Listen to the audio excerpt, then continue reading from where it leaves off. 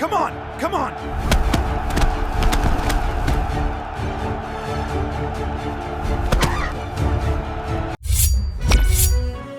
Tube Tamil வணக்கம்.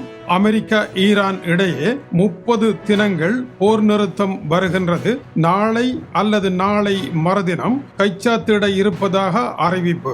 அமெரிக்க அதிபர் சீனா செல்லும் பொழுது ஈரான் போரை தோளில் சுமந்தவராக அங்கு செல்லவில்லை என்பதும், அவர் பிரச்சனைகளே இல்லாமல் சென்று சீனாவுடன் பிரச்சனைகளை பேசி தீர்த்து பிரச்சனை இல்லாமல் திரும்புவதற்கு 30 தினங்கள் அவகாசம் வழங்கப்பட்டிருக்கின்றது.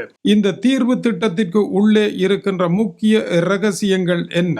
ஈரானில் இருந்து வெளியாகி இருக்கின்ற தகவல்களின் படி, முதலாவது, அமெரிக்கா இப்பொழுது ஈரானை சுற்றி போட்டிருக்கின்ற கடல் படை முற்றுகையை முற்றாக விலத்த வேண்டும். இதற்கு இணக்கம் காணப்பட்டிருக்கின்றது. இரண்டாவது, ஹோர்முஸ் நீரிணையில் தடைகளை ஏற்படுத்தி இருக்கின்ற ஈரான் அந்த தடைகளை விலத்த வேண்டும். அதற்கும் இணக்கம் காணப்பட்டிருப்பதாகவே தெரிவிக்கப்படுகின்றது. இதற்கு பதிலடியாக அமெரிக்கா நடத்தி கொண்டிருக்கின்ற அனைத்து தாக்குதல்களும் நிறுத்தப்பட வேண்டும். அதற்கு முன்னோட்டமாக நேற்று ஈரானினுடைய தாக்குதல்கள் நடைபெற்றது. கடுமையான மோதல் ஹோர்முஸ் நீரிணை பகுதியில் நடைபெற்றன.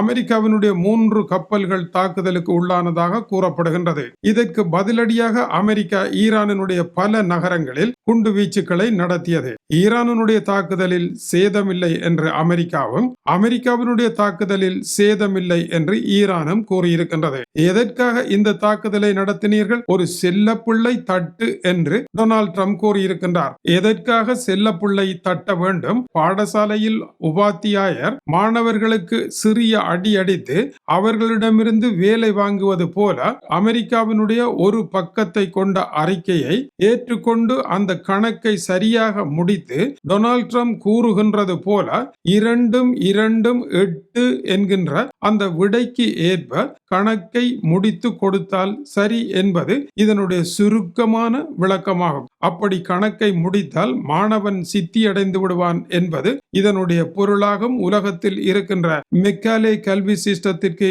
ஏற்ற ஒரு தீர்வாக இது இருக்கின்றது.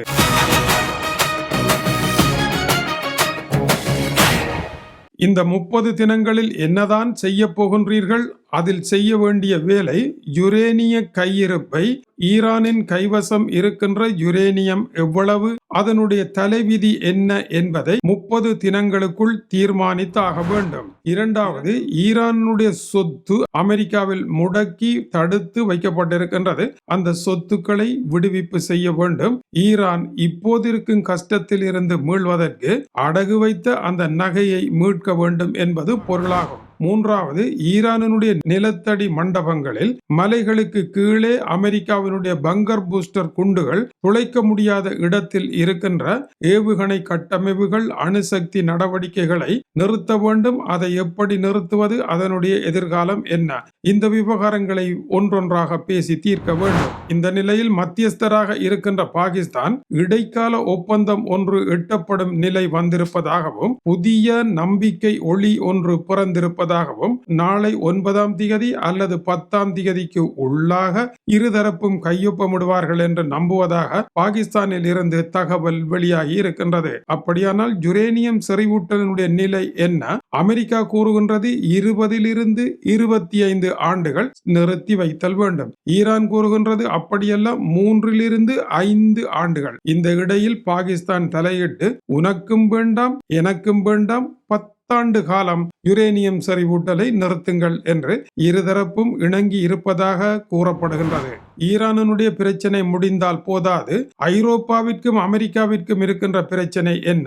அமெரிக்காவினுடைய அதிபர் ஐரோப்பிய ஒன்றிய ஆணையர் ஊர்சுலா வோன் டெர் லயனுடன் தொலைபேசி வழியாக பேசி இருவருக்கும் இருக்கின்ற முரண்பாடை தீர்த்து கொள்ளலாம். ஈரானில் அணுகுண்டு வேண்டுமா இல்லையா? ஈரானில் அணுகுண்டு வேண்டாம், ஈரானுக்கு அணுகுண்டு இருத்தல் கூடாது என்பதில் டொனால்ட் ட்ரம்ப் உறுதியாக இருக்கின்றார். அதுபோல ஐரோப்பாவும் உறுதியாக இருக்கின்றார். இந்த 2 இடத்திலும் ஐரோப்பா ஐரோப்பாவும் அமெரிக்காவும் ஒற்றுமையாக இருப்பதனால் 90% ஒற்றுமை இல்லாவிட்டாலும் 10% ஒற்றுமை இருக்கின்றதே. ஆகா, இது அல்லவா ஒற்றுமை என்று இருவரும் இணைந்து மகிழ்வுடன் பேசிக் கொண்டார்கள்.